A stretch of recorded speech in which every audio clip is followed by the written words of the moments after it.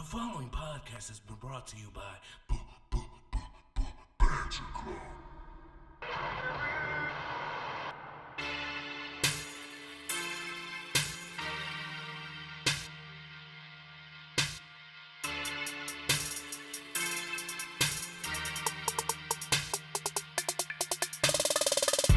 Oh, ladies and gentlemen, boys and girls, children of all ages, Ramble Mania Show proudly brings to you it is I, one half reigning tag team champions of the world, the Angel of Death 6XL. Joining me as always, OBI, the other half of the longest reigning Ramble Mania tag team champions of the world, TJ the Great. TJ the Great.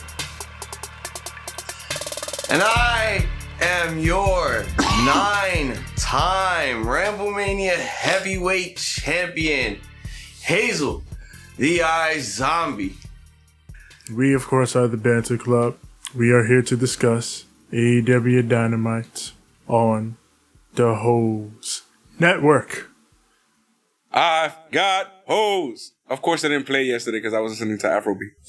Yeah, Afrobeat was rocking, which means that's another day of the Hose not having instructions. But we will get to it. We will get to them. Before we do all that, we got to discuss the week and the news in and out and about the world of pro wrestling. And there's a couple things. Let's go over to Tony Khan's other wrestling company, Ring of Honor. Oh, yeah. Because Death Before Ring of Honor, Dishonor pal. is this weekend. And Tony Khan did a media call where he took questions about the show and other things going on. Some of the newsworthy bits out of it was that, for one, the Briscoes are now under a long-term exclusive contract to Ring of Honor. So presumably that would mean, like they were before, they're back home. They're Ring of Honor boys. They're going to be working exclusively there, and I guess with caveats if so. They work with Tony, but be that as it may, the Briscoes are back in the fold permanently as they were before. They're still working on getting a TV deal. Tony is still talking to Discovery Warner Bros. He says he wants to get a deal done, but he wants to make sure that the distribution deal is right for everybody involved. Since Bleacher Report is carrying the pay-per-view on Saturday, that's a good indicator toward what he wants to do in terms of getting Ring of Honor involved within that TV market. Said there are still more matches to come, and once Ring of Honor gets on TV, and from the show and beyond, he's open to doing bigger venues for pay-per-views and big TV tapings whenever, of course. This is all dependent on when he gets that TV done and when he's able to, get things going again for Ring of Honor as a live touring product. Says the live gate for the show is doing well. Could end up as the best Ring of Honor gate of all time, which is actually fairly impressive considering they've run some decent buildings in their time.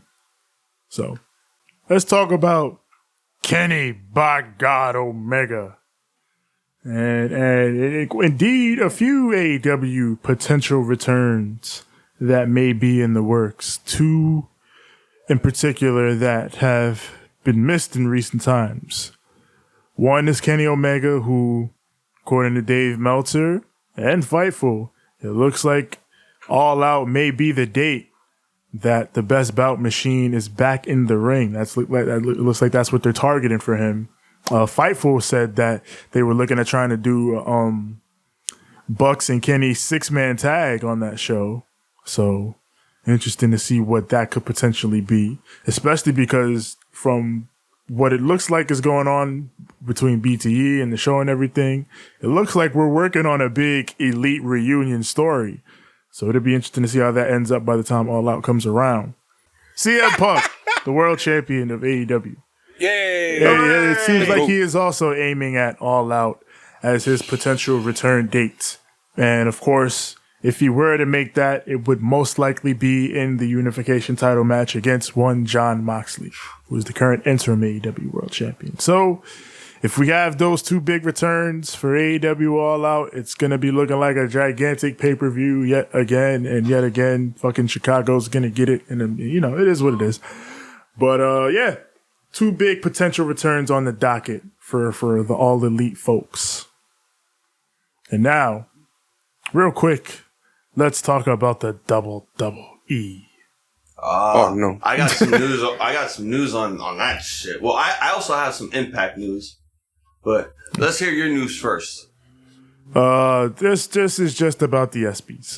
The best WWE moment has been decided, and the winner. Yes, this was my WWE news. The winner for best WWE moment at the ESPYs is Cody Rhodes in his return at WrestleMania 38. In my soul, yes. something. Cody Rhodes. All that good stuff. So yeah, he showed up at the show. He took the award, and you know, was he in a sling? I don't know. He might have been, but I don't know. I didn't watch it. And the only thing I've seen from the ESPYs is fucking Steph Curry talking shit to Grant Williams, which I don't know why. Spicy. They be just trying to do shit at the ESPYs. ESPYs are weird, but you know, big sports award show, big moment for Mr. Cody Rhodes. Shout out to him, and shout out to, you know, once again, his WWE return seems to be going very well. He's getting all the roses, all the flowers, all the accolades that one wants and one would need to be a top guy there. So good for him. Every time you say accolade, I think about fucking Miro. Yeah, and he's got a new figure coming out pretty soon also. San Diego Comic-Con released a couple of new figures out for WWE. And one of them is Cody Rhodes. You know, they had it's basically, you know, like the Ultimate Series, the one where it's like way more expensive than the video game that you buy on your Xbox or PlayStation. I'm like, holy shit. So what comes with the Cody, there's two different Cody heads. I believe it has the Codelander cape, the Homelander shit. He has the weight belt with Nightmare on it. And apparently, it just looks so dope. Like, I would have to get that and then get the AEW figure and put them in comparison and see which one is better. If that had to be the fucking case. But, you know, it's good for Cody to receive this ESPY, you know, for having a huge moment in WWE, basically the big return at Mania. And again, we wish Cody a speedy recovery, and number 30, Royal Rumble, you're going to win. Yeah, now let's talk about the ratings for Night 2, Week 2 of Fyter Fest, AEW Dynamite. Night 2! It's down. 910,000 viewers, down about 3%.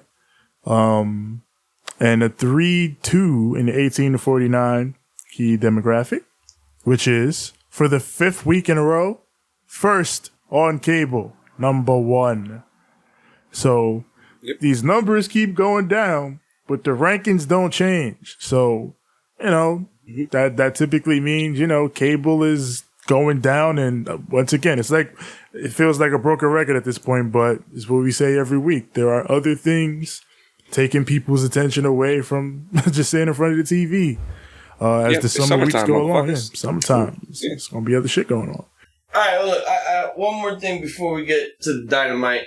The Good Brothers probably as of the last couple minutes, their contracts have been expired. It says here from PW Insider has released a new report regarding the Good Brothers and their contracts with Impact Wrestling. The current tag team champions will officially be free agents starting tomorrow as of tonight's Impact Wrestling taping. In Louisville, being their last contractual appearance, Fightful had previously revealed that they may have some additional work dates for Impact throughout the summer.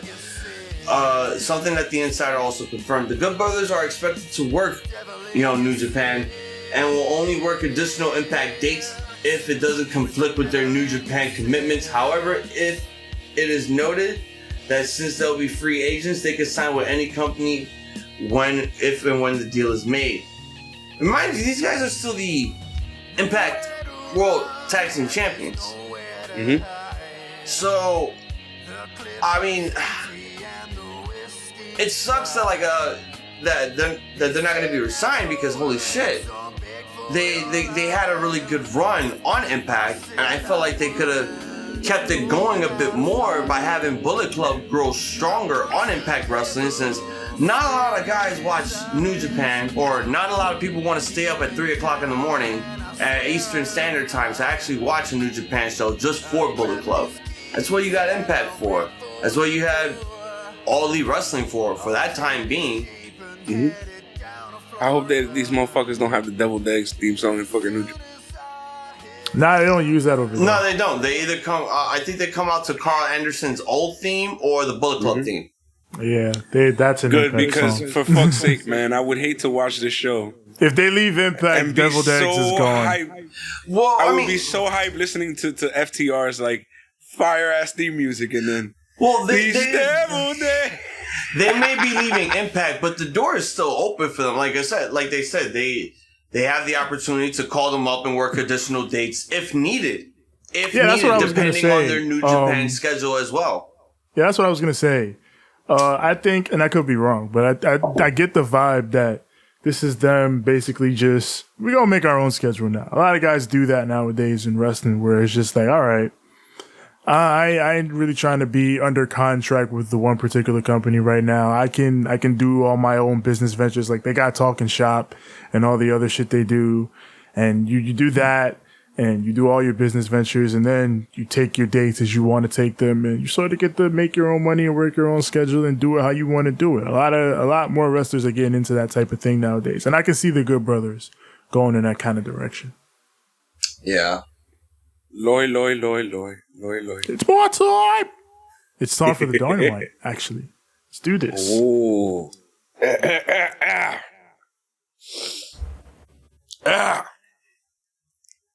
What?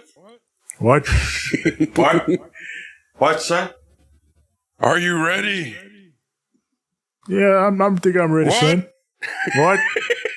I said, I used to hate when Hunter used to do this shit to me. Sorry, bastard. Hey, Austin, what are you doing? Let me get my spot back. This is mine. I said, are you ready? I am ready. I am ready to take back my NXT. I wish. That's not happening, pal. I fucking wish. I just need to make it Coño. TV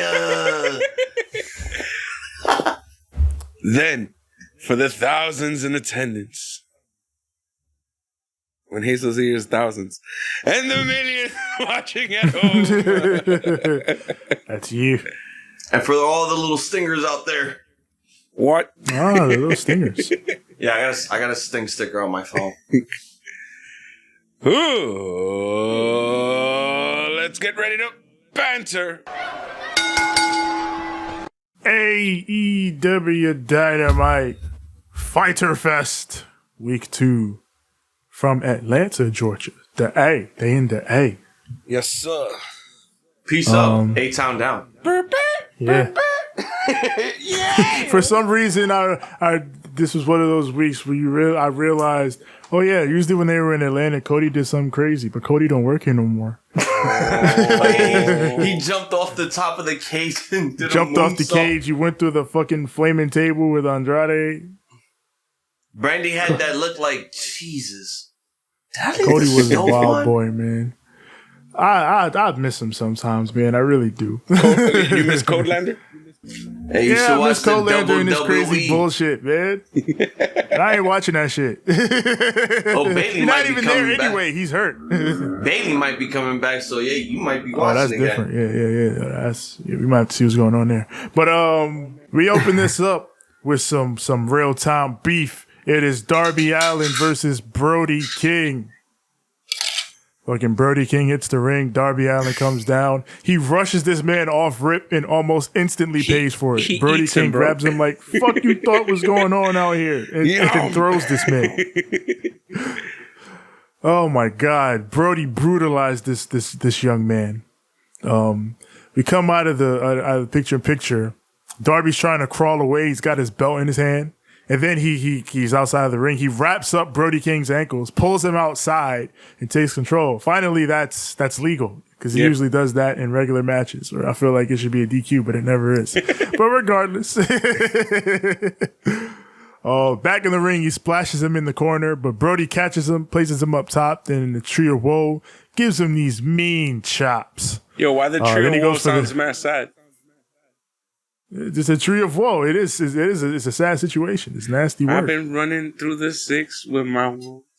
You know how that should go. Yeah, you know how that should go. You're in the Tree of Woe. Yes, sir. But, yes. He goes for a senton, this Brody King, but Darby dodges, hits the code red for a near fall. And then he immediately changed into the stunt rider stretch. I haven't seen that in a minute. Well, that's the gimmick where they pull your arms back, right? Didn't we see, was it Thunder Rosa? Or it wasn't a women's match. It was Serena Deeb. Serena Deeb did it. There you go. Because I was like, somebody just did that recently. Yeah. And I remember yes, you're correct. Yeah, who did Serena Deeb do it to? Was it Anna Jay? Anna Jay. Yeah, Anna Jay. Maybe that's why what happened, and we'll talk about that later. Okay.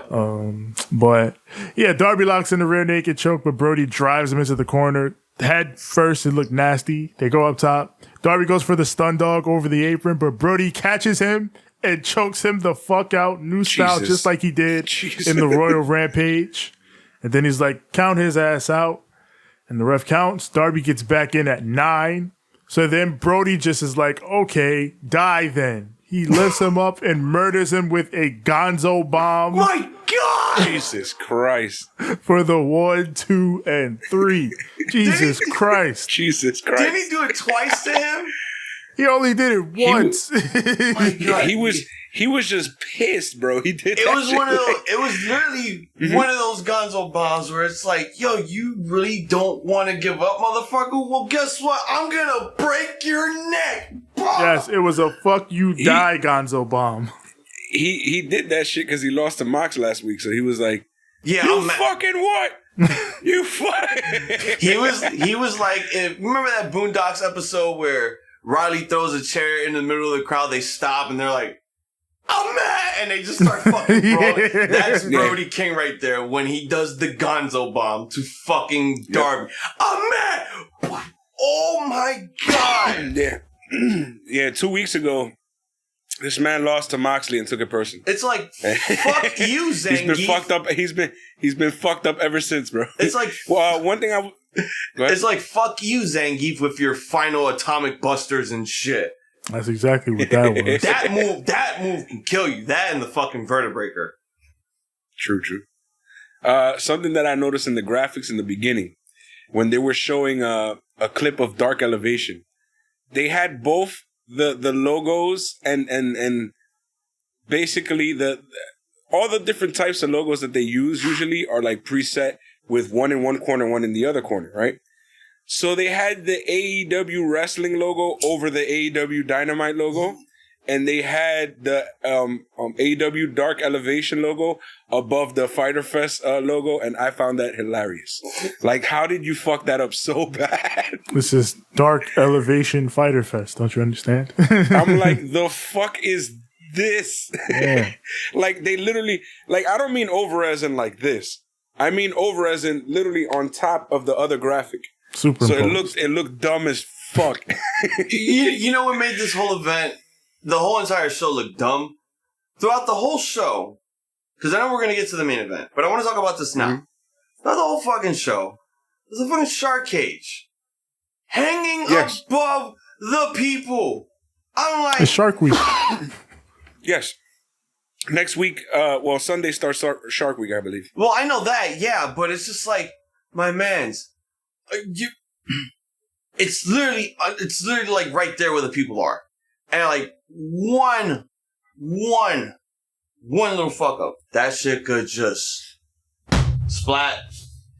I was just so worried because I'm like, all right, are they gonna move that shit? Like, I don't see that as a comfortable spot for them to put that there. Like, you're gonna have to evacuate. They tested it. Yeah, I know they did. I think they tested it well enough. But also, I think they probably tested it. You're gonna have to evacuate some people if that's the fucking case. Like it was quality tested, and it had to be where it was for a reason. So I would have preferred it to be like on top of the ring.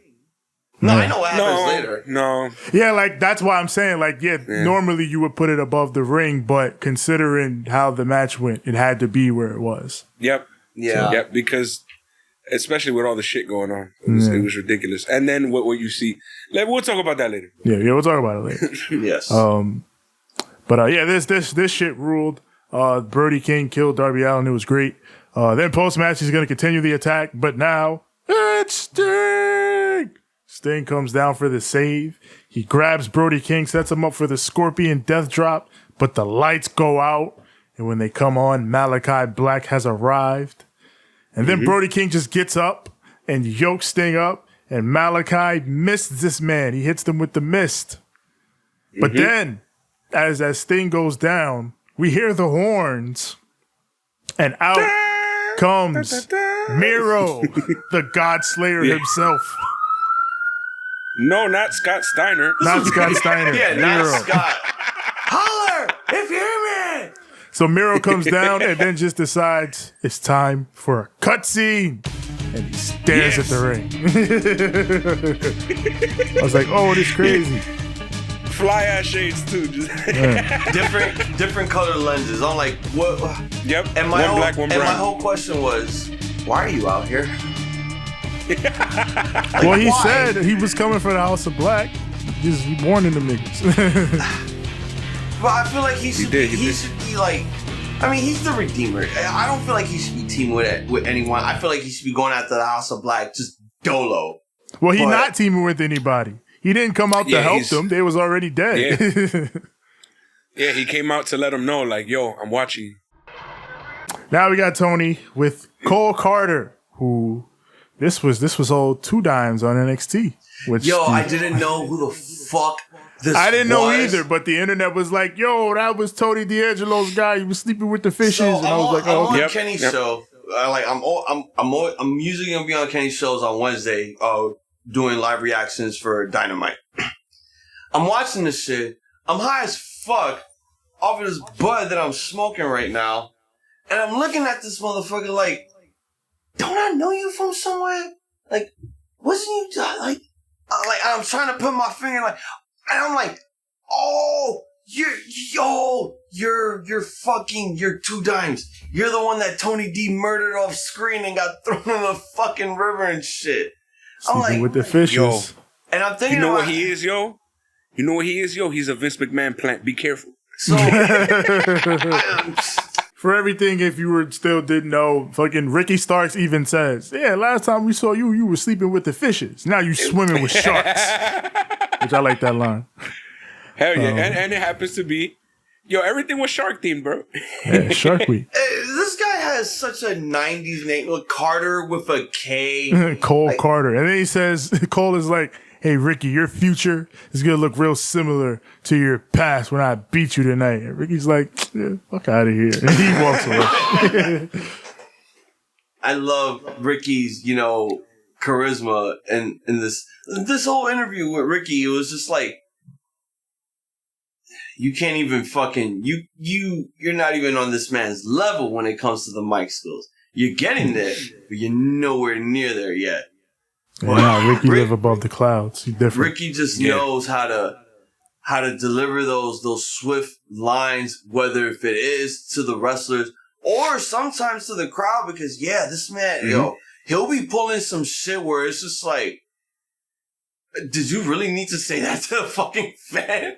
I understand that it's pay-per-view, but did that really need to be said? We got the best friends, Chuck Taylor and Trent Beretta, best friends, versus Jon Moxley and Wheeler Yuta of the Blackpool Combat Club. They're best friends fighting their former best friend. Yes, their former mentee, Wheeler Yuta. Well, he was Chuck and Orange's mentee, and fucking Trent hated him. He was basically their best friend's fucking young boy. That's why he always got choked out by Kris Statlander on the BTE vlogs. Yeah. And then Yuta said no Hazel more. brought that up. Yuta said no more of that. I've evolved now. Yeah, I'm gonna bleed, and I'm gonna be the pure champion. And then the story. Meanwhile, you guys are gonna be hugging each other. The story of the breakup all bears out in this match. William Regal's on commentary. Orange Cassidy's on commentary, which of course we only know because Taz literally says, "Hey, Orange Cassidy's here on commentary, bro." But then, yes, eventually we're gonna hear from Orange as Regal keeps talking to him and shit. But Mox and Trent start out. Then Yuta comes in, and Chuck, the mentor he liked, comes in. So Regal, he asked Taz, if you were a young wrestler, Taz, would you want to be around great wrestlers to learn and expand your craft? Or would you want to continue to hang out with, no disrespect intended, but the best friends? And when he says no disrespect intended, Orange goes, allegedly. Allegedly. Over and over again, too. Allegedly. So he was quiet the entire time and then just, allegedly. Yeah. Allegedly. It's like he was. It's like he was on the stand, and William Regal is like the fucking defense attorney, and he's having this gonna sound fucked up. But it reminded me of R. Kelly. Man, when they were my shit was extreme. Come on, bro. What the fuck, bro? Do you remember when they were like accusing him? He was like, no, that's allegedly. No, alleged. He was so butthurt, bro. Man, like, even if he said shit. the word alleged, it just implicated, my man, you still did it. If you keep saying the word allegedly. Yeah, you did that shit. Because last time I checked, you're not supposed to be the one to say the word allegedly, because it just makes you more fucking sus. With Orange, it's a matter of, Orange will take a lot, but he will not tolerate his boys being disrespected. That's what's being made clear in this match.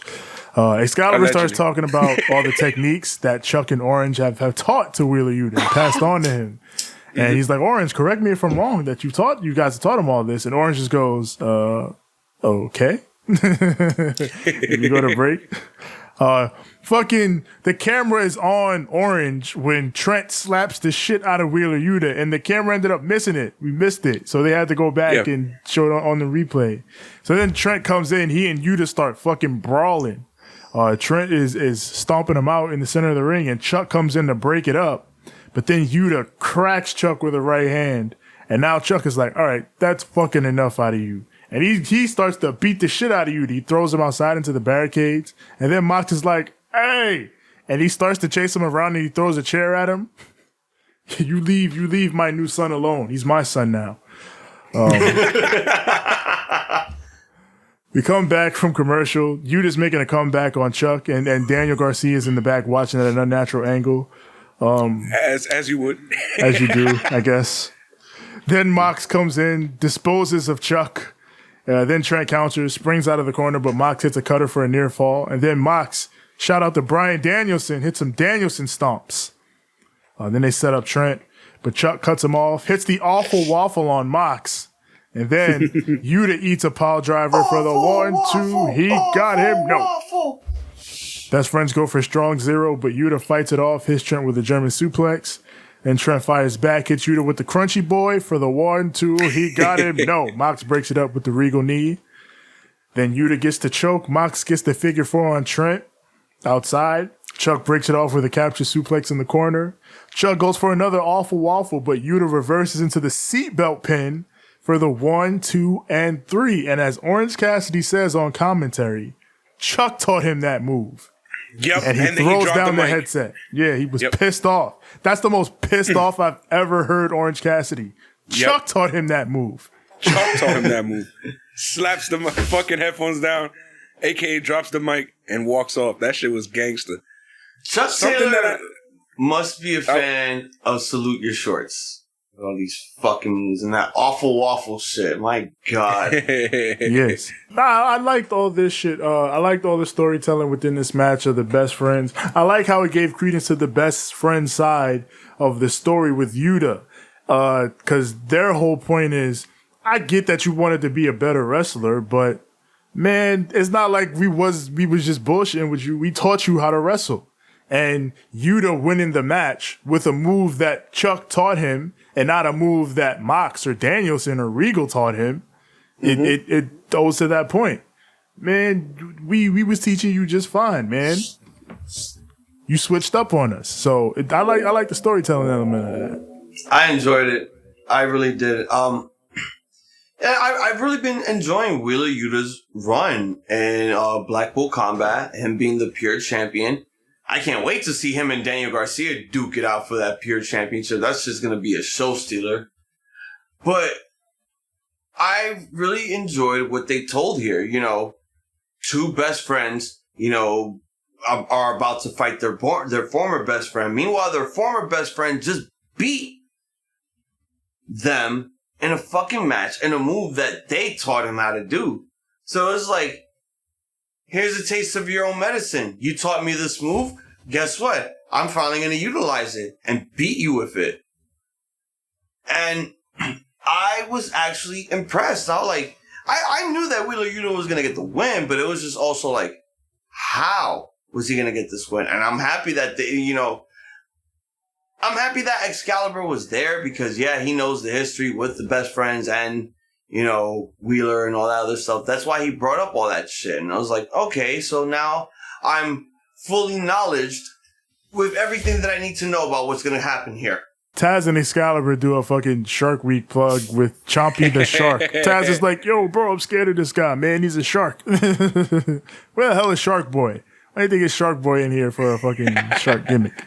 You know who was in the shark costume? Who? Nyla Rose. For real? Yes, I have pictures that a personal friend of mine who works I was for gonna the say company. Adam Cole. Who works for the Oh my company, God. and she was in it. And then also on her Instagram, she posted a video of her fucking, I think, choking out, either Serpentico or one of those guys. It was definitely Serpentico. She's always fucking with him. But now we got Tony with the new AEW Tag Team Champions, Swerve Strickland and Keith Lee. Yes, I swerve when I drive. I do not swerve when I drive. My name is not Jeff Hardy. Wait, let me stop. Damn, man. Come on. I was uncalled Sorry, for. Hazel. I know that was your gimmick. Kevin Gates is in the front row. Yeah, Kevin Swerve shouts him out. That dude has two phones. Yeah, he does. Keith Lee, he says, you know, I want to thank not just Swerve and you know, the opportunity that we had to get these titles, but I want to thank you, the people. And, you know, they give a "you deserve it" chant and all the good stuff. Yep. He says, as champions, we do not look down. So you best dig down and reach if you want to come and take these titles from us. They toast to the reign. And Keith Lee says, may it be limitless. But Smart Mark Sterling and Tony Nese are not having it. So Smart Mark comes out. He's waving around the anti-Swerve petition. He says it's almost complete. We just need a couple more signatures to get you out of here, Swerve. So now I'm going to get big celebrity music star Kevin Gates to sign this petition. Boo. You know, Kevin, I saw you in the back, and I thought it was Young M.A. for a second, which I'll pop for that. I'll pop for that. Me too. Yo, isn't Kevin Gates also the rapper who's notorious for having had done something with his cousin? Yeah, that's what I remember. He said some weird shit about his cousin. I don't know. So yeah, he's notorious for other shit too. He's done some jail time for some shit. He's weird, man, but yeah. A lot of these rappers are weird, so I don't know. To hell with woman beaters, okay? That's all I have to say. He's a disgrace. An absolute disgrace. Hey. I heard some shit. I don't know too much, but I heard some fucking shit. Front, and you do nothing with him. My man, justice for fucking Fly Guy. Swerve loves us, because Swerve did it for us. Justice for fucking Fly Guy, my nigga. He should have been the one decking Tony Nese. First of all, nobody should have been decking Tony Nese. Smart Mark Sterling is right there. Yeah. That's who should have taken the hit. I don't mind doing shit with celebrities and, you know, having fun with it or whatever, but I mean, if you're going to do that, Smart Mark can take that. You don't do that to Tony Nese. So, yeah. I didn't much care for Kevin Gates punching Tony Nese in the face. I feel like Smart Mark worked Tony Nese into a shoot because this man literally clocked him. Just clocked the shit out of him, bro. Yeah, Like, they did the whole good. gimmick. You literally see a clean shot, like literally a clean shot right to this man's jaw. I'm like, for what it was, I'm going to say that. Kevin Gates did. Nah, he was supposed to, and I think he did it pretty well. It was a good work punch. Good, it was a good work punch. Tony Nese sold it good. Like, for what it was supposed to achieve, whatever it was supposed to achieve, it did fine. For me, it's like, man, Tony Nese is a guy that you could have put on credible matches and shit like that. You ain't got to do that to him. You can do that to somebody else. Yeah, to Smart Mark would have been better. Yeah. Yeah. So, I mean, there you go. Yep. They did a whole gimmick. Mm-hmm. Smart Mark. They put the cake in Smart Mark's face, which that's why the cake was out there. You know, basic little wacky celebration segment for Keith Lee and Swerve. Justice for Fly God. We got Tony with Silver and Reynolds and Butcher and Blade. Mm-hmm. And Butcher and Blade is like, what the hell? Why did you bring us here? And Silver is like, listen, you know I'm the meat man. And since I'm the meat man, hey, yo. You're my favorite wrestler, Butcher. So he's like, I got a shirt for you, in fact, to prove that you're my favorite wrestler. And he has a shirt that says, Butch. Pete Dunne? And Blade is like, what the hell is this? And then Reynolds is like, hey, don't worry about it. We got one for you too. And then he pulls out a shirt that... Yeah, I think he's going to say Blade. It also says Butch. He's like, oh, that says Butch too. Well, you got to have it, though. And then Blade is like, man, fuck this. And they whoop their asses. So they throw them into the wall and the door and shit. And then Hangman runs in with a chair and saves them. And this was bad, random, and hilarious. Mm-hmm. Like, I have no idea how long was Hangman just standing there for, waiting on his fucking cue? Why did fucking Silver and Reynolds get Butcher and Blade for an interview to be like, hey, you're my favorite wrestler. Here's a shirt. Why do they do that in AEW? Like, have the faces and the heels like across from each other? Like, do you not think that that's gonna turn out to be a good situation? Like, oh, they're gonna talk and then that's it. No, they're gonna fucking usually when they do that, it's like, they agreed to no contact, blah, blah, blah. But this time, it was just a random segment, so. It made sense for what it was. It was kind of funny. It was funny, but then when Hangman showed up, I'm just like, damn, man. So, yeah, it's setting up something for the future, most likely. So they're just setting up a thing. They're just setting up a thing. I'm hoping that this is setting up to be something good in the future, because from what it's looking, it's like, holy shit. I don't want to see this man go back on his downward spiral again. Like, I don't want to see alcohol Hangman anymore. No, he's in the midst of rehabilitating some old friendships. You watch BTE here, so you know what's going on. It's just gonna take a while. Yeah, but you know it's coming. You see it happening. You see it happening bit by bit, piece by piece. How many episodes are we in right now with fucking BTE? Like 300 something. Yeah, we're 300 something. Watch us hit the 400th episode for us to finally get the story to end between the Bucks and Hangman. Shit, that might be with the official reunion. That'd be crazy though. They wait that long. I mean, look at all the other shit they waited a long time to do. So that'd be 2 years from now. Like they will fucking do that. They got patience. We know that. Mm-hmm. Which is good. We need people who write stories to have patience. Let the story unfold. Speaking of letting the story unfold, we got Christian Cage and Luchasaurus versus the Varsity Blondes. Jesus is like, say nothing yet, but forget him. My child, he's not going to talk this week. He's actually going to wrestle. No. You still gotta get him. You still gotta get him. You gotta get him for all the shit he was talking before. Yeah, dead people, man. You can't let him. He been talking about everybody dead daddy.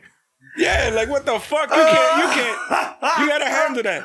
He's out here turning into big boss man and shit. You gotta handle that. Fucking shit. My daddy, where my daddy? Stupid dead daddy. Damn, that was fucked up, bro. I swear to God, bro, that's fucked up. To everyone whose father has passed, please tell Jesus so that he can whoop this man's ass, because you can't be saying all that shit. Christian Cage out here wilding. That ain't right. I love how he worked his fucking slogan. You know how it was outwork everyone? Now it's just worked everyone. You all got fucking worked. Amazing. All of you stupid I want that shirt. people fell for it. And I was just like, you motherfucker. You reeled us in. You reeled us in on a moment. And we bit the fucking hook. And we locked onto it. And we never let go. Until Jungle Boy kicks your ass. And of course, this match, he makes Pillman think he wants to smoke this Christian, but then Luchasaurus quickly comes in to kill. Griff comes in, they try a quick double team, but Luchasaurus cuts him off.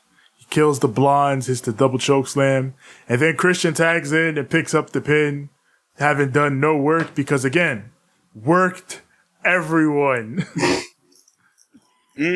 So they're celebrating. Christian's in the corner. He's like, hey, do the thing. And then Luchasaurus puts Christian on his shoulders like he's Jungle Boy.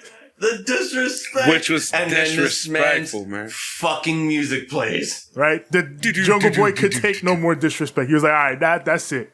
That's it. No more. It's like JR. Enough is enough. And then this man's music would just play. And everyone goes fucking ecstatic. He comes down the fucking tunnel very slowly. He has a fucking chair in his hand. He walks down the goddamn aisle, and right in his fucking path is goddamn Luchasaurus. And it's at that moment where you start telling yourselves, oh shit, is this gonna be the journey for Jungle Boy? Is he gonna fight the fucking dinosaur? And in order for him to get to Christian, he has to fight him? Nope. He's just said, hey, I'm by your side now. Because... remember, Jurassic Express for life. Oh, you back? I didn't know you was coming back. We cool. Yo, there was a thing too that Taz was like, yo, he has that look in his eyes. And I was like, he definitely looks like he's going to murder a motherfucker right now. Yeah. And the funny part is he's pissed as hell. And he looked like he about to murder a man. But in the background, all you hear is, I was waiting for cheery and mad happy. I was dead ass waiting for fucking Luchasaurus to do some Dino Crisis shit on Jungle Boy at this moment. I'm like, oh, here it is. This is how we're gonna build up Luchasaurus. We're gonna build him up into this mean, disgusting, vile monster that Christian Cage is controlling right now. And Christian Cage is just gonna watch and with a big old grin on his face. No, we're gonna have Jurassic Express back together because... yeah, like, if you would have told me this is going to turn out with Luchasaurus going back to Jungle Boy's side, I'd have been like, okay, that makes sense. But I didn't think they would do it immediately. That was the thing. I was like, why would you do that shit? Like, I would have expected, like, if it was a pay-per-view. If it was a pay-per-view, yes, the story would have had the perfect ending. It's like you gave us the ending right there. In a very bad position. And I'm not saying that this was booked badly. It was just booked poorly. Yeah, like we got to see what happens next. I just think they jumped the gun on a major part of the story is what I think. And it's like, it intrigues me on what the hell Christian even told Luchasaurus to make him get on his side like that to begin with. To then what's crazy? Have him switch up so quick when Jungle Boy comes back. Like, I don't know. It was kind of You know what's crazy? Y'all seeing it this way, but that's not the way I saw it. Okay. You want to know how I saw it? How? It was always and originally, and Luchasaurus never turned. He literally just did this to get Christian in a vulnerable position and be able to. I feel like it was a swerve from the beginning. You think that Jurassic Express planned this out? Yes. Beforehand? Yes. That's what it felt like. The way that they portrayed it, that's the way I saw it.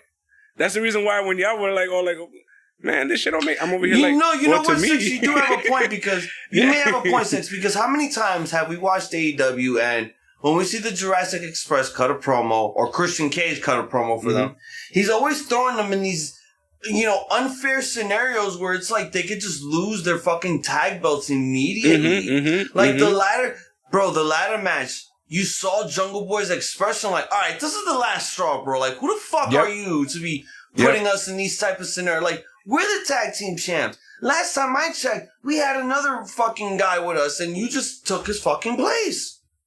Yeah, but that's what I mean. Like, Christian did that whole thing. Hey, remember what happened to Marco? And he whispered that thing in his ear. What was all that? Like, I don't know, man. To say it was all just a plot to fucking get him back. There's more story. I feel like there's more to the story. Because if it just ends with we tricked you, Christian, I think that's kind of whack. But if there's more to the story, but I feel like there's more to the story. Yeah, that's why there's got to be more to the story. I saw it as they must have known something and did the double swerve because they felt something coming. And that's what I feel like there's more to the story. And knowing AEW's track record, seeing what AEW has done in the past, I feel like that's exactly what's going to end up happening. We're going to find out, hopefully, in the following weeks. So I'm not even, with that one, I'm just like, all right, cool. No, there's something else that I was like, all right, this was kind of dumb, but let's see where this goes. I'm not mad at it or nothing. I'm just like, I wouldn't have did it like that. That's kind of weird, but it's fine. You know, we can still see what happens. I'd have just dragged out the Jungle Boy Luchasaurus conflict for a little while longer, just because I felt like that was something you could run with for a hot second before you go right into Jungle Boy going after Christian. But you know, they're doing what they're doing. Now we got Lexi with the Gun Club. Mm-hmm. Hell yeah.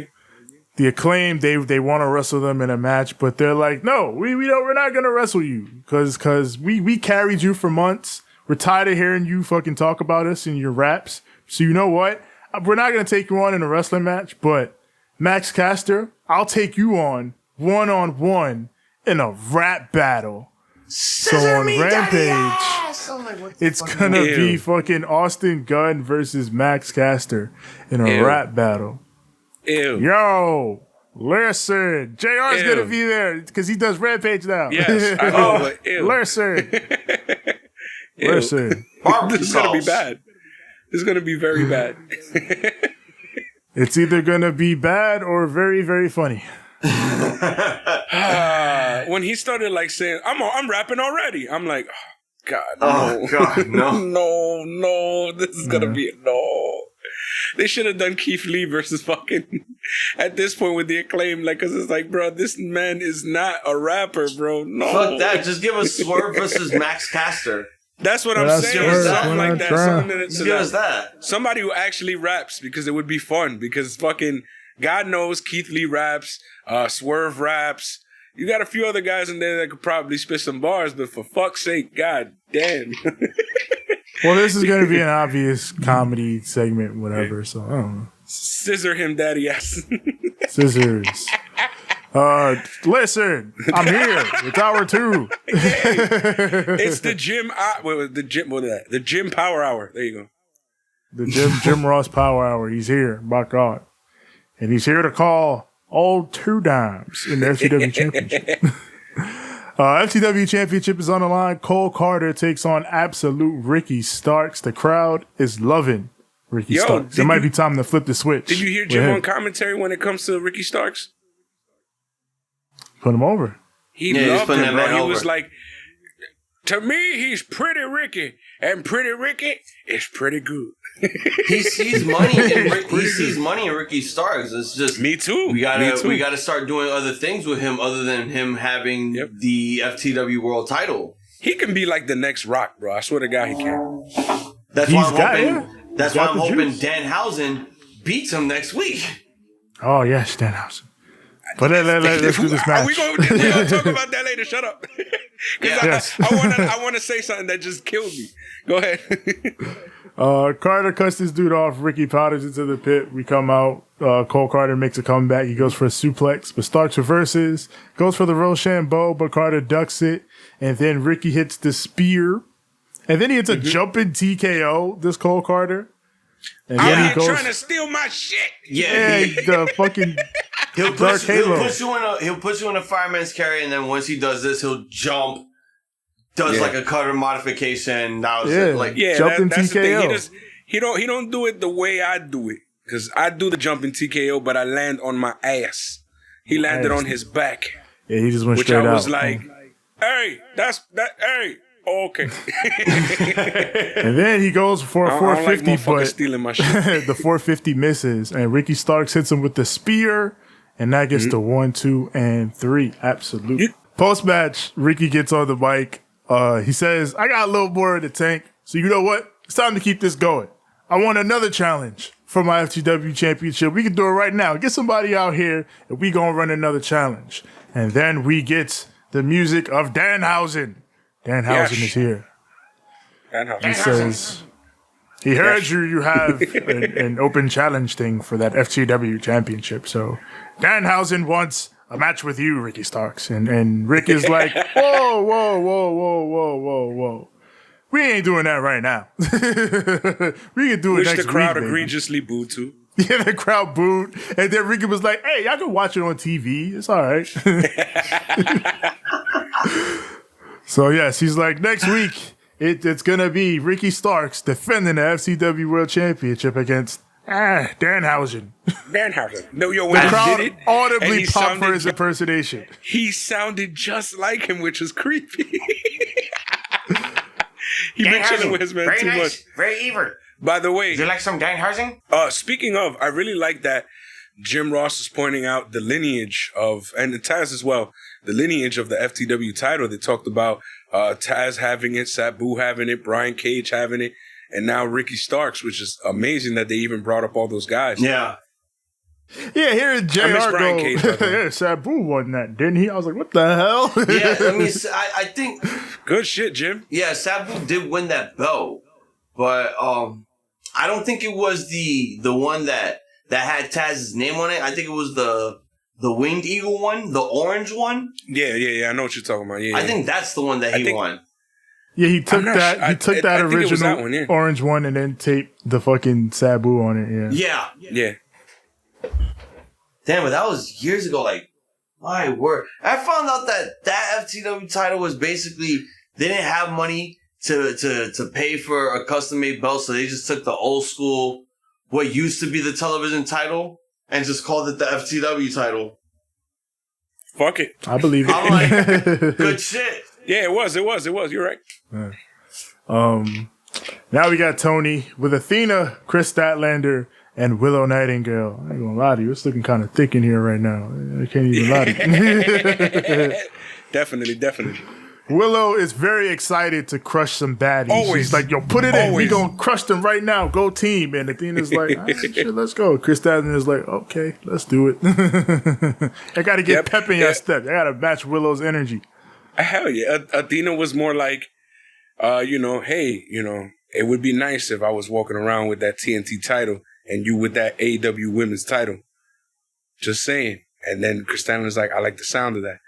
Then after that, then they did the little powwow, and I found that shit hilarious because Willow was she's so energetic and so happy and ready to go. Yeah. And then fucking Athena's like, what?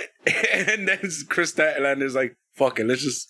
Hey, Athena's like, yo, let's win some belts. And Willow's like, let's beat some baddies' ass. Let's go. Word. She's like, you trying to get a belt? You trying to get a belt? I'm trying to fight. Let's fight. I love Willow, man. Willow's great. And now we got Tony with FTR to talk about their upcoming rematch with the Briscoes at Death Before Dishonor. Yeah. Cash is still like, man, I ain't ever going to get used to being a babyface and getting cheered like that. That's crazy. And then the crowd cheers again. Says, 2022 has been a pretty good year for FTR. Perhaps we've had no bigger moment than when we first faced off against the Briscoes, the Supercard of Honor. Says we respect the Briscoes, we respect everything they've done for tag team wrestling, but we will not allow them to take our tag team championship. If they want these, they will have to take them from our cold, dead hands. And then we got Dax. He goes on to talk about a little 5-year-old girl. Her parents took her to the doctor because she had some irregular heartbeats going on in her chest. They say go to the cardiologist. Take her to the cardiologist. They discover she has a hole in her heart. Say if she works hard, she does all the proper things, then that hole may close on its own. But if not, she may have to have surgery. Surgery for a 5-year-old girl, not the best route to take. Yeah. He says, if we go back 3 years later, the doctor says the hole in her heart is closed. That little girl fought her ass off. And then Dax says, that little girl is my daughter. Crowd pops big for that. Says, He says, I got to fight just like my little girl did. I got to fight as hard as she did for something that wasn't guaranteed to her. I've got to fight, and come this Saturday, I will fight like an 8-year-old girl and keep those titles and bring home a legacy that girl can be proud of. God damn, what a promo. What the hell? Why you out here fucking giving me feels, man? Why you giving me feels? This ain't a fucking Netflix special, my nigga. What are you doing? If there was ever a time where you wanted to just, sit back, just get the tissues ready, because you're about to get really emotional with what these guys are about to say. My God, Dax, I think you've already sold me with the match and everything else that's going on with your life. I'm ready to see you whip some fucking ass. Literally, it hit me. I really enjoyed this.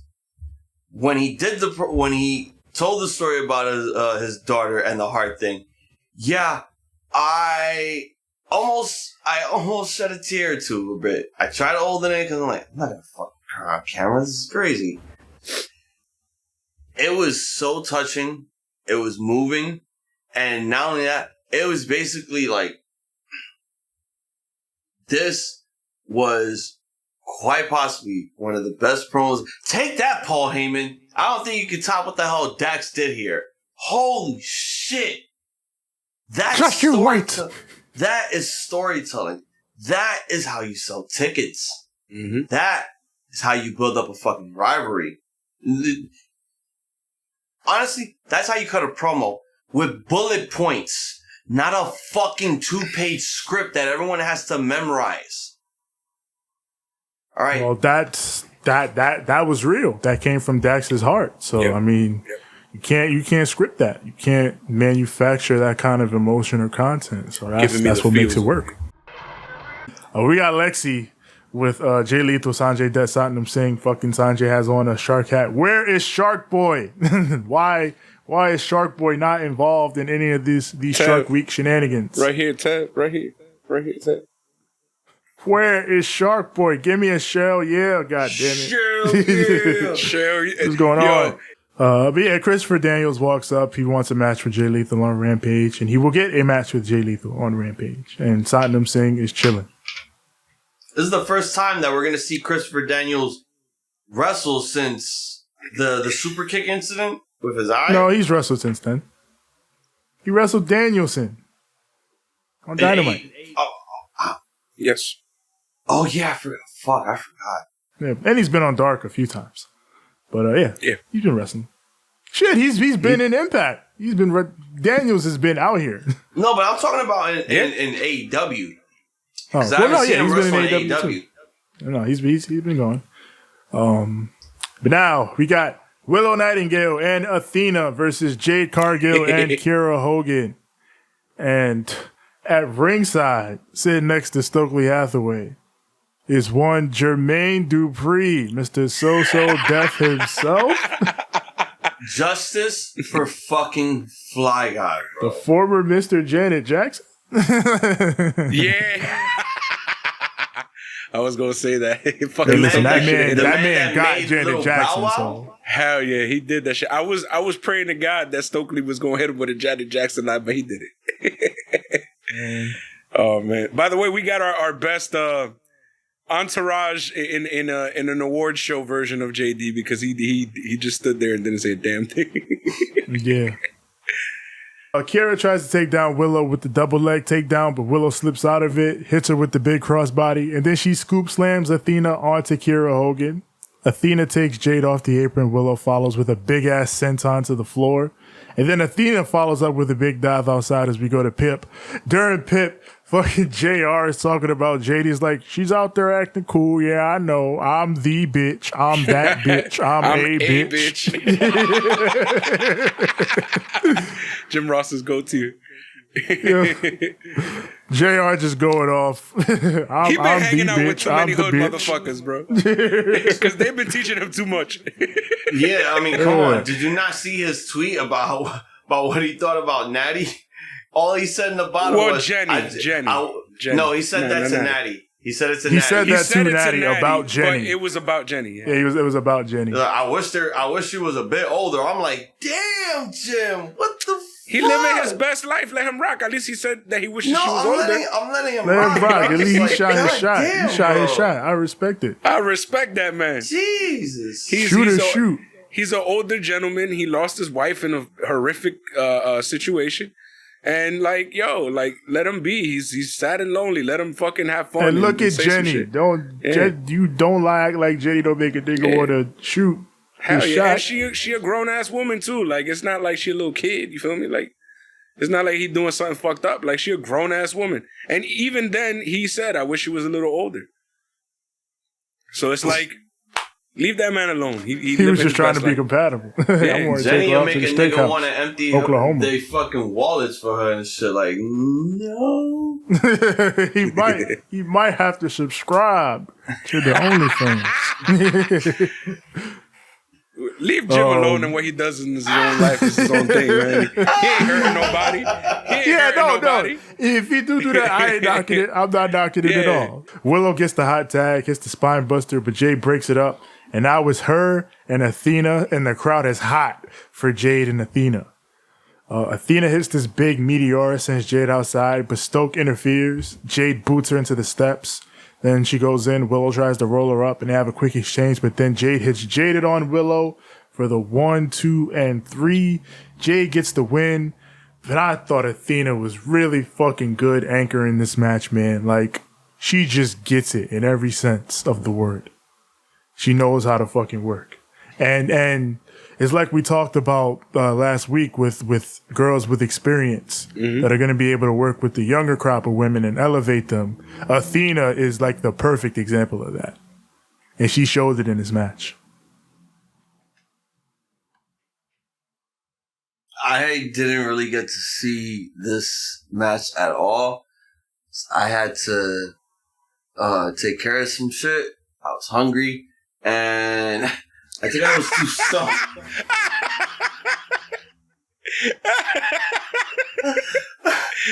Man said I'm going to get food. When you're hungry, you're hungry. I feel you. Yo, I was so fucking distracted. Not that I didn't want to see this match. I really did. It's just your man was starving, bro. Your man was like, "Yo, man, I haven't eaten a damn thing today." Oh man, it's because after this match, I'm getting ready for the fucking barbed wire shit. So I needed to get everything I need. I needed to get the acai. I needed to get my fucking pizza. I needed at least another fucking blunt or joint rolled. My man's was hungry, bro. It is what it is. So like half of the match since I've been back, all I've been doing was talking to Kenny on my phone, doing everything else. Just to find out that I don't even know who fucking won. Oh, damn. It was Jade. There we go. Who do we got? Oh, we got Tony with Thunderstorm. Yes. Ahead of her Thunder Rosa's match next week on Fight for the Fallen with Miyu Yamashita. But again, she's going to talk about this fucking match. Yes, Yamashita, we're going to have this match next week. It's going to be great. And here comes Britt Baker again talking shit. Why are we using Thunder Rosa promo segments to further Britt Baker unrelated bullshit? Why are we doing this? And then to make matters worse, she's becoming... Reba comes and gives her a fucking sandbag. I'm just like, yo, I'm sick and tired of this bullshit of everyone saying that Thunder Rosa sandbags people. Know the That's why I'm not even she acknowledging the doesn't. shit because I'm like, get this stupid shit out of here, man. Get this shit out of here. They did that shit last week. Yeah, get it out of here. What I was noticing is that she's slowly becoming Fred to let's just say Thunder Rosa's red herring. Oh my God. There's only one person this could have She been. didn't even do shit. And she's like, I bet you it was red herring. Like, fuck, leave her alone. Get the fuck out of here, man. That's how I feel about Britt. You can every tell- week. Fuck out of my face. I'm dealing with other shit right now. I ain't got no time to be dealing with you. I whipped your ass months ago. Yeah, she's dealing with actual title defenses. You over here talking shit. Like, the whole build to this Go ahead. fucking Yamashita match has been, yo, she beat her in Tokyo Joshi Pro. She's coming over here. And then ever since, Thunder Rosa's been trying to cut a promo on her. And here comes Britt every time. Like, yo, shut up. You suck. This sucks. Stop it. Stop. And you know what else too? Like, the bad thing too is like, you could tell that Thunder Rosa is tired of cutting promos about this because they have one thing to go for, which is, well, she beat me in that match that one time. And so she's over here like, remember last week how I said she was talking at 100 miles a minute? She knew everything to say. Bam, bam, bam, bam, bam, bam, bam, bam. Yeah. This week she was like really unsure of herself until she started speaking Japanese. Yeah. So it was odd, bro. It was mad odd already. And then she's like, oh, you really want to hear her cut a promo? She's a horrible promo cutter. And I'm like, shut up, man, Britt. Stop. Yo, Britt, stop, bro. Like, you fucking it up, especially since this promo wasn't that hot. So you over here fucking it up even worse. Terrible. At this point, just, Britt, just go away. Just please go away. Go deal with your mans and his torn labrum. Like, just go the fuck away. If we're trying to get Britt back involved in shit, put her somewhere else. You don't gotta interrupt every Thunder Rosa promo, man. Stop. I'm gonna leave it at this. Big Pun said it best. Money, not you again. Go that way. That's where Britt gotta go. Jamie can stay, but Britt, you gotta go for a hot second. Jamie, chef's kiss. Jamie, you stay. But it looks like there's been enough talk. It's time. Oh shit! For the main event. Barbed wire everywhere. Everywhere? Yes. Everywhere. I think I have a perfect way of how I could open this. I gotta think of. I got it now. This is probably from like MK Armageddon. We might need some serious music for this shit. So it's basically goes like this: the Adderall God gave us a match which would result in total destruction. One that could complace the combatant's insatiable bloodlust. Like moths to flame, they will be drawn to barbed wire battle. And then they just fuck each other up. That is the synopsis of what is going on in this match. Chris Jericho versus Eddie Kingston, barbed wire everywhere, including on Justin Roberts' mic. And that is important because Eddie Kingston comes out, he grabs that shit, and immediately attacks Jericho. And then 10 seconds into the match, you just see in the fucking hard cam, Jericho pulls a blade out of his fucking glove and just, I'm just like, you fucking idiots. You idiots. You cannot be like this other company and do this type of shit every time. Your first fuck up in this goddamn match, you literally showing Jericho blading on camera. Oh, well, it happened. What I found funny is how Kingston, when he grabs the mic and beats Jericho with it after, he goes, I'm gonna make you bleed, which gave me fucking Scott Steiner. Yeah, and he's like, yo, is this on? The crowd pops. He's like, yo, Jericho, you're gonna bleed. Shark Week. Yeah, so before he finishes, Shark Week drops the mic. God damn it, Discovery. This is what you wanted? You wanted promo for your show? Look, right? You got Eddie Kingston making niggas bleed like sharks. Fucking Warner Bros. Is like, you gotta do Shark Week plugs. Shark Week plugs. Eddie Kingston's like, bet, I got you. And speaking of Shark Week, Eddie Kingston is basically a shark based on the hunt for blood. The minute he smells Jericho's blood, it's just, he's just anamorphed into a fucking shark about to gnaw the fuck out of this man. Jesus. Animorphs. Yes. I remember Animorphs, good books. Bionicles too. Yeah. You want to talk about Goosebumps?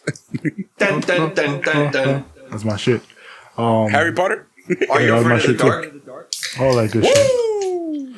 But yeah, they're fighting around ringside, these two. Jericho cuts Eddie off with the barbed wire ring bell. Mm-hmm. Of course, Eddie has his arms all taped up, Terry Funk style. Brings Jericho back in, launches him into the barbed wire ropes. Jericho full on bumps into them. Then they fight up top, but Jericho comes back and hits him with a Rana off the top rope onto a barbed wire board center ring. Eddie gets stuck in him. And then we go to break where Jericho puts on the walls of Jericho onto Eddie on the board. So Eddie's got to fucking crawl through the barbed wire. Shit, nasty work. But he did something that they mentioned on commentary. which probably helped him a little bit. And I actually like that shit. They were talking about how Terry Funk used to tape his wrist all the way up to his elbow. Yes. So that way he would have minimal impact on his arms. Yes. Which, smart shit.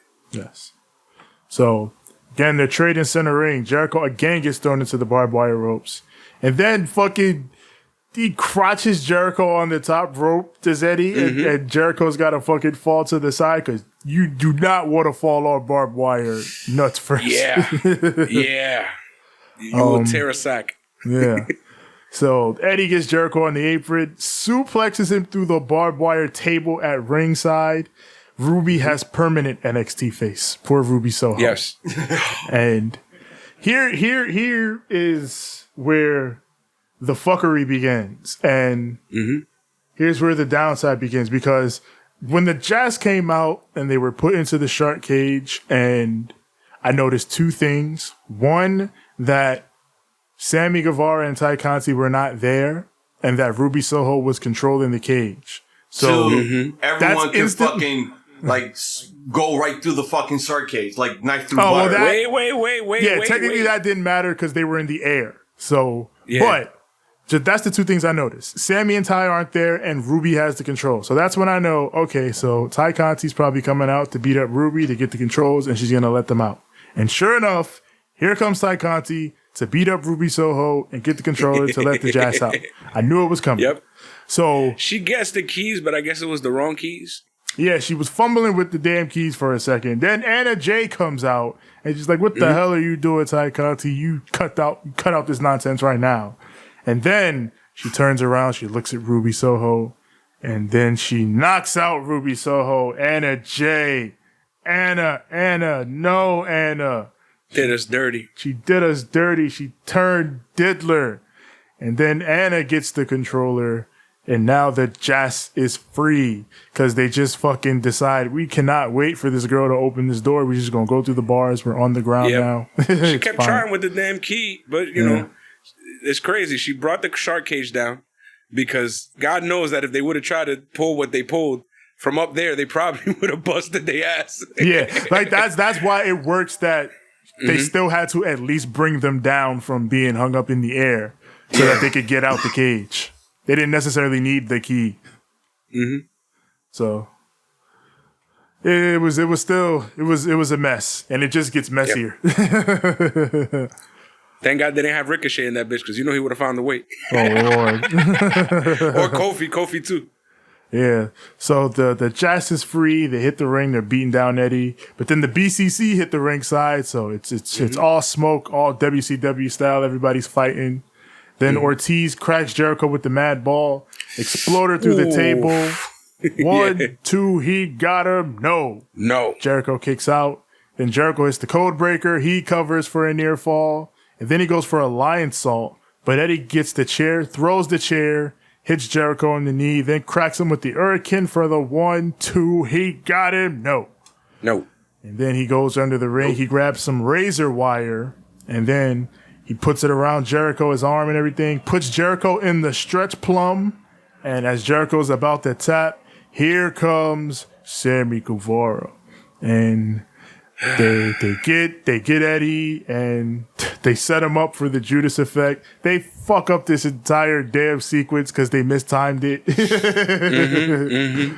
But Jericho gets the pin, and then post-match, fucking Eddie immediately gets his heat back by putting Jericho through the barbed wire board outside.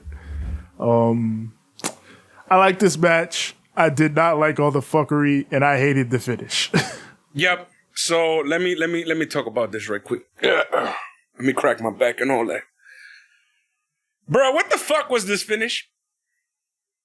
Absolutely, what the fuck was this finish? It's like, I get it, they slipped up here and there, but that's not even the point, bro. Like, I don't even understand why Jericho won. Like, I get it, they were trying to get his W back after Blood and Guts or whatever. But no, man, this should have been Eddie's win. I'm sorry. I don't want to hear it. This should have been Eddie's win, bro. And then okay, you're not going to make Eddie win? Then leave it there. Don't then have him fucking throw him into a fucking pile of boxes full of fucking barbed wire afterwards and be like, oh, well, he got that. No, motherfucker, let him get the W. He deserves these W's. He's got to look tough, man, because that way they can do one final big one and then fucking Jericho can either fuck off or Eddie can fuck off. You feel me? Like, one of the two. Like, I'm done with this feud already. It feels like they were trying to minimize the fact that Eddie was going to lose by giving him all of this and doing all this crazy shit, but it really just minimizes the whole thing. Yes. And it reduces the win that Jericho got. It reduces the scope of the feud. Like, it's just, it's too much. You're doing too much. Yeah. Pick a fucking ending and go with it. Don't do 10 different endings. You had the motherfuckers run down, interfere, do all this extra shit. Then you have the whole situation happen. It should have ended right there. Knocks him out. It's over. No. They just kept having people come in and out. And then once everybody once everything was cleared, you did this stupid shit. And it didn't work. And it went left. And then you try to cover it by doing that, post-match situation. And no, none of it. I didn't like any of that shit. I liked the beginning of the match and how everything was going. And then they went left with everything. And I was just like, I don't like this shit. Don't fuck that up for me. And like, again, I say, like, it sucks because I knew from the moment they set up the shark cage that this was gonna happen, and then to see it happen, and it was like, man, it's one of those where it's like, man, you fucked up my excitement for this whole thing and this whole feud, and I'm less invested in it going forward. Like, if this was to create heat for a future, rematch or whatever, it's reduced my interest in it now, because it's not heat when the fucking babyface immediately after the match gets his payoff back. You know what I'm saying? He gets his heat right back. So yeah, stupid. Like, I don't want to see the heel get his. I don't want to see the babyface come back. Like, I just want to. You can move on now. That's where I'm at now. You can just move on now. That's it. I'm done with it now. You fucked it up. So you fucked it up. I wish they wouldn't have done this. I wasn't feeling the end. Like, the end of turn is fine. They could do whatever with it, but I wasn't feeling it all that much just because of what we talked about last week with fucking. So now she's gonna go from hanging out with Dark Order and smiling to hanging out with Ty Conti and Sammy Guevara and smiling, and it's after they just got rid of like 95% of fucking Dark Order. Yeah, you feel me? We're gonna throw her over here. This makes no sense, man. You fucking Tony, man. I love you. I love when you do the right stuff. I love when you make great story decisions. But this was fucking dumb. Yeah, I mean, in general, I enjoyed this show. There's a lot of good stuff on the show that I like. But I mean, this was not my favorite thing. You know what I'm saying?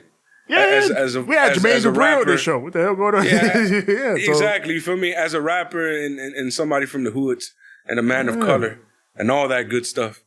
Like, watching this episode kind of felt good. I feel like we got some love, you feel me? But then, and this shit. Like, it's like, because a lot of people, we live in this extremist landscape where you gotta cue the sky is falling button if a bad thing happens on fucking AEW TV. But it's like, no, we don't gotta hit the sky is falling and what's wrong with you, Tony Khan? You gotta get this shit, the ship is falling apart. It's like, no, it's not that deep.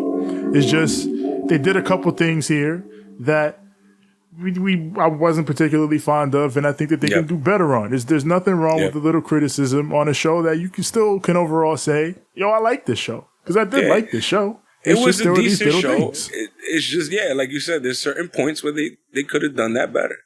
Yeah. A lot better.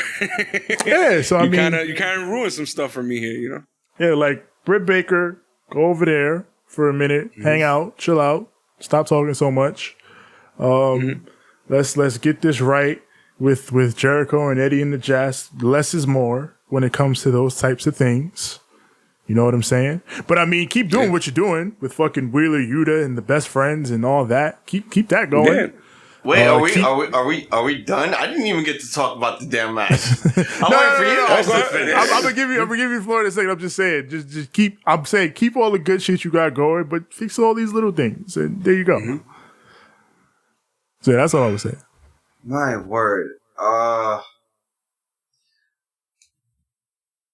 Fuck.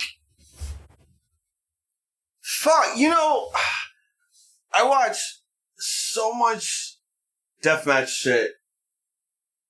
And when it comes to AEW doing this shit, I always, after the fucking exploding barbed wire deathmatch, I have to look at deathmatches with a grain of salt. I don't know how the fuck they're gonna be booked. I don't know how well it's gonna be played out. I don't know for certain whether or not they're gonna book the ending correctly or not. Whether the ending turns out to be good or if the right person won here. I enjoyed what happened in this match, though. I love the violence. I love the blood. I love that guys who are in their 40s and 50s could still possibly do this shit and show guys who are in deathmatch wrestling today that, hey, even guys who are on the big screen, you know, who are on network television could do this shit. Not better than you, but we can make it feel welcome in our promotion. Am I right or am I wrong? I feel you on that one. Now, here's where it just basically goes to shit. Okay, so here's the problem that I have. And it's everything that these guys basically explained. Number one, Ty content. Number two, the fucking cage. Number three, Anna J. Number four, Jericho had to win. All of those problems right there just proved that you couldn't even make this fucking match seem favorable for the audience to enjoy. You just wanted to throw your wacky bullshit because you have a guy who's main eventing who's basically doing wacky bullshit. So you might as well just let the guy who does the wacky bullshit and probably is still having beef with Sebastian Bach at this point win the fucking match. The fuck? It was just, that right there was just absolutely abysmal. Johann Sebastian Bach? Hey man, Skid Row, all right? Oh, that's Sebastian. Yes. Apparently they've been beefing with each other because Chris Jericho is doing Milli Vanilli stuff. And Sebastian Bach's calling him out about it. That was like 2020. I think they're still beefing to this day. It's not really Milli Vanilli stuff, all right? That's Milli Vanilli stuff would implicate that he didn't sing the song. Look, at that's all. that's what Sebastian Bach said. That's not what I'm saying. I've never heard Chris Jericho sing. I don't even know how Chris Jericho sings. I think he's not bad. He's not bad. I like his music. Look, and I've seen him sing like live shit. And yeah, once in a blue, he'll throw on the fucking soundtrack or whatever. Doesn't have to fucking sing all the time like that. Like, I don't know. Some people are weird. I feel like now Taya Conti has become the fucking jinx of the Jericho Appreciation Society. I mean, the one thing that's probably made me happy about this faction is Chris Jericho has not been keeping up on his words. They're like, oh, you're going to give us all the sex. And it's like, good, you haven't given us any of the sex. I don't want to see any of the sex. The fuck? The match was brutal. It was blatant. I did not like the fucking mic spot, though. That's how you knew that barbed wire was fake. Because you literally had to show Jericho blading within the first 10 seconds of the match. That was just bad camera work. I get it as bad camera work, but you could have, the people in the back could have at least saw it. We fucked up right there. Not well, that's what I'm on saying. For 15 it's bad camera seconds. Work. Good camera work would have been, oh shit, he's blading. Cut away from that. You know, everything here just had an ulterior motive for Eddie. The biggest problem out of everything that we've all explained was the wrong guy won. Because what now? What now? Eddie Kingston basically what? Fulfilled his purpose by making Jericho bleed? I think there was more to it than that. I think Eddie just didn't tell us, but I think he wanted us to know that there's more to it than just making Jericho bleed. I think he just wanted Jericho in a body bag, kayfabe dead, some type of shit. I don't know. But what I do know is, Chris Jericho is not a big fan of barbed wire. So I don't know if you guys saw this. I got to see this, I think, hours before I jumped in on the StreamYard. Fucking there's an exclusive footage of them getting Chris Jericho out of the barbed wire bed that they have outside of the ring. And he's fucking yelling, and he's in writhing pain, he's in agony, and he's yelling out loud, "Ah, it's stabbing my fucking leg! It's under my fucking leg!" And you could literally see his tights, like a part of his tights, like in the thigh part, just ripped up. And the crowd are just praising this man, you know, cheering his name, showering him with adulation as he's, you know, screaming in agony, going right towards the fucking stretcher. And the crowd is chanting, "Jericho, Jericho." I mean, I don't know if they were chanting that, but the crowd was just wild. I'm like, ain't this guy a heel? What? You remember how Cody Rhodes used to always do something, you know, cool for Atlanta? Did you notice that our boy Butcher, or in this case Butch, was wearing a Ziggy Stardust t-shirt? Oh, no, I did not notice that. There's a star man waiting in the sky. The Codyverse lives on. In the universe of All Elite Wrestling. Adrenaline! Something. All right, well, we're going to cap that off. We're going to cap this off. The belt is on my shoulder. Teach. You got to let people know where to find us. Yeah. You already know where to find us. Find us on Instagram at Ramblemania, showing at Banter Club Podcast. Find us on Twitter at Ramblemania, Facebook.com/Ramblemania Show. Also find our group there, Ramblemania Show's Banter Club, where we and the other wrestlers, podcasters, everybody we associate with, post all our goings on and all that's going down.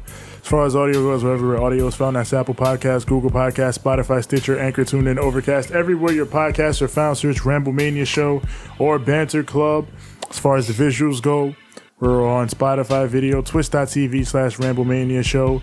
We're on YouTube, search Ramblemania Show or Banter Club. When you get here, like the videos, click subscribe, and click the bell so that when a new content drops, it goes straight to you. Go straight to you. And that's for me personally. Find me on Instagram at TJ the Great One. That's TJ the GR, the number 8, the number 1. And find me on Twitter at TJ the Great. That's TJ the GR, the number 8. It's as simple as that. TJ the Great. TJ the Great. Kid. You can find me on Instagram at the number 6, the letter X, the letter L. That is at 6XL. You can find me on Twitter at SIIXX. Ain't I great? That is at SIIXX. You're all ready. And you can find us on TikTok where we post funny little clips that we do from here. You see, we make it from here. And I'm not talking about my loins. I'm talking about this show. You can find me on Instagram at Iizombies, IIZOMBIIESZ. 6, you and I have a Wrestling Jeopardy to deal with Friday for SummerSlam, and then I'll be defending my Rainbow Mania Championship against you, TJ, Ivy, and Twin in a Fatal 5-Way. So this ain't going anywhere. And we have more content for you guys coming out next week. More Raw stuff and everything. NXT, all that stuff, and stay tuned for all that. So who's closing out the show? More Budokai Tenkaichi 4. Oh yeah, that too. More Budokai. And more Fall Guys. More Fall Guys. We're almost at 600 from the last Raw rants. Yo, Godzilla's in Fall Guys Jesus now. Christ. So yeah, What? more Fall Guys. Yeah. Okay, I'm getting into it. I'm gonna play this shit after we leave. For the Angels at 6XL. Well, For TJ the Great. I'm Hazel the Iizombie. This has been Banter Club AEW Dynamite Recap. you're gonna do it again, aren't you? You're gonna do it again, aren't you? We would like to wish all of you 8-pointing goodies. He's doing it again, goddammit. You got it? No. It go like this. No. I'm gonna leave our PC aliens, respect because you on our show. I'm gonna leave our PC aliens with a little something we call a too sweet. 8 pointing goodies And to you all. a good fight. And a good night. Lashy good. Now.